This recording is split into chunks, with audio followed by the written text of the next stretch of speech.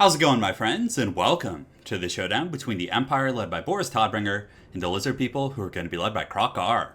So before we start this match, I want to pose a bit of a strange question to you guys. So who do you guys think in all of Warhammer Fantasy has the most powerful mustache?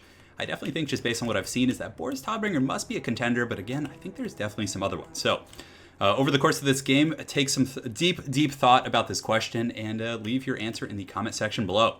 So now for the battle. I'm going to be doing a very heavy cav game. So as far as my cav forces go, I do have 3 groups of outriders, which are very good against the dinosaurs. With 130 range, they can outrange the chameleon skinks and the other threats, and even the skink chief, who I think has some of the highest range as far as the skink units go. I think he has 100. So you can kite away from skinks, you can get really good firepower on the big dinosaurs with their solid armor-piercing values, and if you have to, you can use them in melee to chase down units or temporarily lock down big dinosaurs.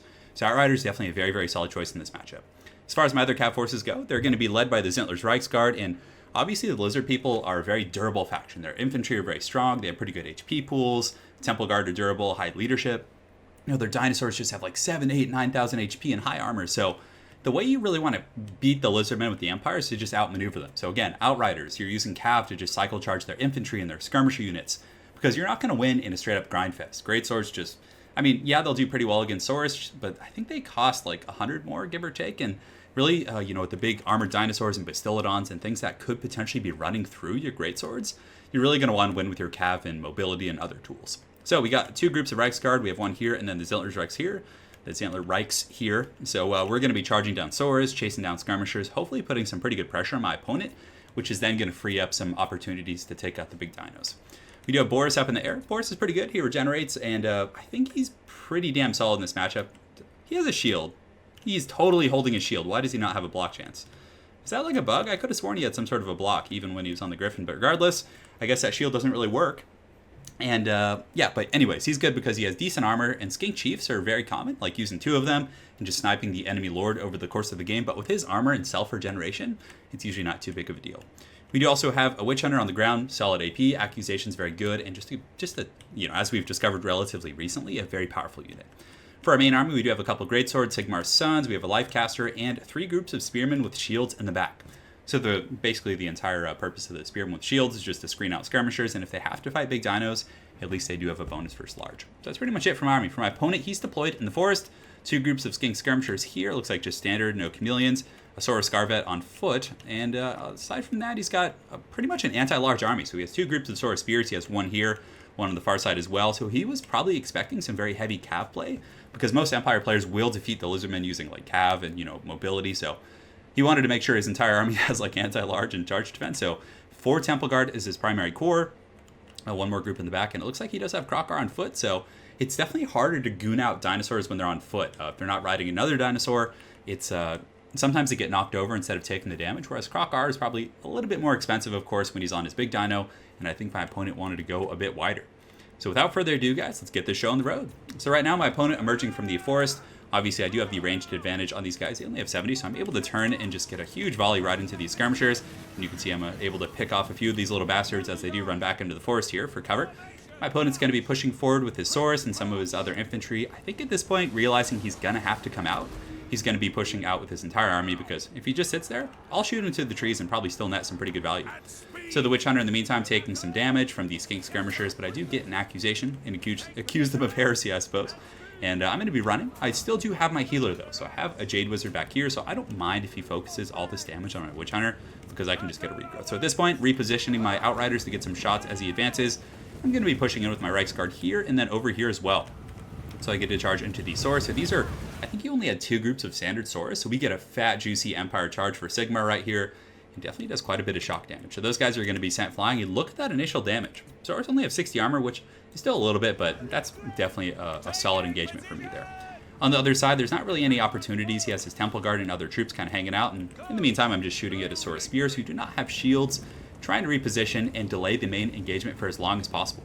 It looks like I was also able to get some really good volleys on the Skink Chief up in the air, and you definitely don't want to ignore them. A lot of people make that mistake. I also use a regrowth on my Witch Hunter, so he's just going to be kiting and doing his 360 no-scopes. You can see he shoots as he runs, and definitely has some pretty good damage output, even when he's retreating. So I do send Boris in the air, and my opponent very, very quickly pulls back the Skink Chief, because the Skink Chief is quite a bit faster than Boris, and the Saurus Spears were kind of facing the wrong direction, so I came in, got a free charge on them, And, you know, a lot of people are very afraid to charge spear units, but if they're facing the wrong direction or they're not braced, it can usually net you some pretty good results. But I was a little bit slow in my pullout, that's what she said.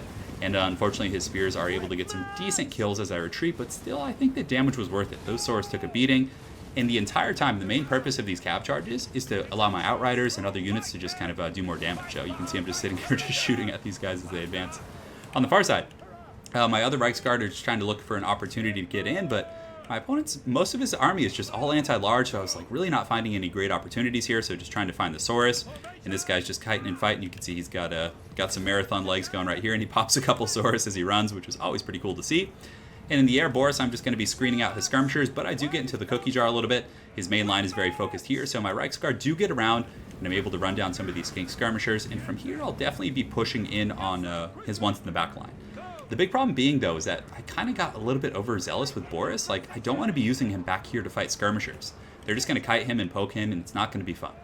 So I have fallen back with my main force. You can see my single Witch Hunter doing a ton of damage to these Saurus, bringing them down to half health, accusing them, netting me a lot of value. So at this point, now that I'd done a lot of damage to his forces, and obviously that needed to happen, I decided to engage with my main force. So the Great Sword's coming in. You can see karate chopping some of these Saurus Spears, who are already very beat up. And Saurus Spears obviously are not designed for fighting like these heavy great swords here with their good armor, and, you know, well, I guess their stats aren't the best. But my opponent doing a pretty good job screening me with these Temple Guards, so, you know, I was a little bit sloppy. I was trying to pin them down with my Spearmen so I could get these guys through and focus some more high-value targets, but, you know, he was able to screen me out there, which was pretty good. In the meantime, he does engage with some of his infantry over here, but I get a very nice rear charge with these Reichsguard, so the spears hold them up while the hammer of the Reichsguard comes down and breaks them, and then that allows his Saurus Guard veteran to get isolated. Most of my Imperial troops should be in pretty good shape to finish those guys off. Here I do have my Great Swords fighting against Temple Guard, which is a good engagement for me. Temple Guard, obviously very powerful and do have a better stat line, but with the support of a Light Wizard and my anti-infantry bonus, I believe, yeah, they have, of course have that. I'm going to be in pretty good shape here. So we're starting to get some damage on these guys, and of course I do pop the Power Stone as well as a heal because my Jade Wizard was taking some anti-large damage from those guys, which was not good and tasty. So my Great Swords polish off those spears, and I have a lot of reinforcements coming in. I do also have Krokar right here surrounded by Sigmar's son, so he is on foot, so he's not an easy target, because I was really hoping he'd have Bastillodons and Krokar and a big dinosaur that I could easily snipe out, but on foot it's actually relatively tough to take him out, but Boris, of course, will hopefully be up to the task. So the Empire forces are still fighting. The Spearmen, you know, do have 45 melee defense, so even though they're going to get beaten down by these Temple Guard and do almost no damage in return, it's still buying me time to do things with my other tools on the battlefield. So my Outriders and my Reichsguard all are doing a pretty good job fighting elsewhere. So right now Boris is coming back. I'm going to be going after the mighty Krokar himself. Over here my Great Swords are able to finish off the Spearmen, so a bit of a mistake. I literally took them out to the last dinosaur. So I should have sent these guys back to the main fight much sooner, but unfortunately I just forgot. So my two Outriders are freed up now, and they're just going to be chasing off the Skink Chief, making sure he can't poke Boris or snipe my caster. And that's why I really like the Witch Hunter plus Boris in this matchup, because the Witch Hunter can counterfire him and, you know, keep him off your caster. Because if you don't bring anything to deal with a Skink Chief, he's just going to sit on your caster, and then, you know, by the halfway point of the game, you're simply not going to have a caster. So we're able to get this this guy here with the two Outriders, and from here I'm just going to pull in, park behind my opponent, and start getting some pretty good shots. So Boris is now fighting Krokar, and since Krokar is on foot, he does have anti-large and AP, but I do have the support of some Spearmen as well as Sigmar's sons in here, and I do have the mobility advantage. So I'm able to just charge in and just manhandle Krokar with the charges and, you know, the huge charge bonus of 70. I also do have the White Cloak of Ulrich, which is going to lower his melee attack and make him slower. And you can see it has popped Cold Blood, making him even squishier. So getting some really good damage in there with Boris, but Krokar is giving it back a little bit. But this is a great situation. You can see my Outriders here are just parked in the back, and they just have a shooting gallery right here. So they're just going to just sit here and start shooting into the back of these Temple Guard and these other troops that are engaged. And thankfully I don't have to worry about obstruction since I am behind them. Over here my Reichsguard are going to get, and this is just such a gratifying feeling to see Skink Skirmishers. I mean, the only way it could be better, more gratifying, is if they were Chameleon Skinks, which are definitely a much more annoying unit, but we're able to get rid of those guys. So my opponent definitely losing his pressure, and, you know, the Skinks are pretty good at poking down Boris. You can see he's at his healing cap from all the harass. So but Boris, in the meantime, still continuing to fight Krokar. Balance of power is very even. You know, despite the fact that I've had I would say a fair amount of good engagements, my opponent still has some very elite forces. He has one group of Temple Guard here, one here, and then one that's pretty much full health. So there's still a lot to work down, and if my Imperial infantry forces don't... Oh, look at that leap. That guy just did a hero leap at Boris, and that just got, knocked back. Oh, that was so cool. I wish I had caught a slow-mo of that up close, but it looked like the Saurus Scarvet leaped into attack and just got pushed back by the Imperial Griffin, which was cool. But, He still has 2 anti-large heroes here. He has a lot of Temple Guard, a lot of resources that if he does kill my infantry, I don't know if my cav and other forces will honestly be able to break through them if they just sit and brace. So it was a little bit of a scary situation. But Boris, obviously is pretty powerful, does cause terror, but I think these guys are they immune to psychology? Let's look. No, they're not. They just have the charge defense, so I could potentially terror out them. So I'm going to be sending in these greatswords, this very healthy group of greatswords, very welcome in this very bloody engagement over here. And you can see over here on the far side, the Skink Chief thought about coming back with my Outriders, definitely doing a very good job on Overwatch, making sure he doesn't come back. And I still have a lot of cav. So I could get some really good rear charges as my greatswords and other troops try and work through this big mess of Lizardmen troops. You can see here I'm just going to be freeing up my Livecaster with my Reichsguard, who are just MVPs in this matchup. And right now the dinos are kind of getting shot in the back, so they're definitely going to start suffering some leadership issues as they're kind of boxed in here. And of course Boris coming in and causing fear and terror is going to be a substantial variable here. And my greatswords are pretty healthy. I think Krokar is pretty much out of the picture. It looks like Boris was able to take him out with some good charging.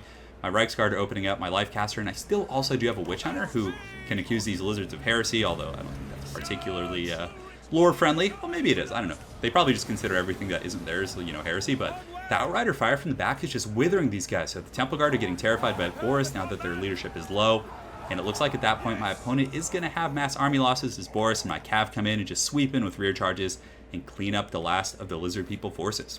So very well played to my opponent. It was quite a battle. It was very micro-intensive. I had to be constantly charging in and out with my Cav, and he obviously brought a composition that was, expecting Cav play. So I had to kind of adapt a little bit, isolate, and of course take advantage of my mobility. But I really don't think you can win that matchup very easily. I still think the Lizardmen have a pretty substantial advantage there, but you really have to play with Cav and Outriders and things like that. If you try and engage them straight up with greatswords and infantry and handgunners, I feel like you're going to have a pretty bad time. But yeah, I definitely like this quite a bit.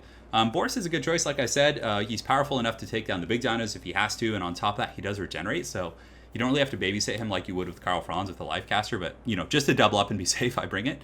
And Lifecasters are usually the pertinent way to go if you're going to be, bringing Cav units, because Zentlers are expensive, Reichsguard are expensive. You want to be able to regrowth them to really optimize their efficiency. Greatswords did a good job. Spearmen obviously held the line and allowed my hammers to come in, the Reichsguard, so I was pretty happy with them. For my opponent's army, I definitely would have liked to see Chameleons. Chameleons are just so much better, so probably just cut these chevrons on these guys, maybe just cut down to 2 Chameleon Skinks.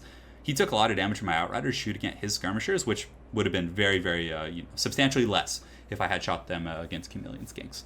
I still think Krokar is better on, his Carnosaur here. Even though he's a bigger target, he can just manhandle a lot of the Empire forces. He can assist against the Reichsguard, so had I came with the Reichsguard, Krokar could, rotate over and take him out. And I still do think maybe cutting one of these Temple Guard for a Rev Crystal would have been very good. But aside from that, it was a great game. It was close, and it was definitely quite a bit of fun. So very well played to my opponent, Chucher. Hopefully it's not something offensive. Look forward to running into you again on ladder, and hopefully you guys enjoyed this Empire game. Have an excellent night, guys, and take care.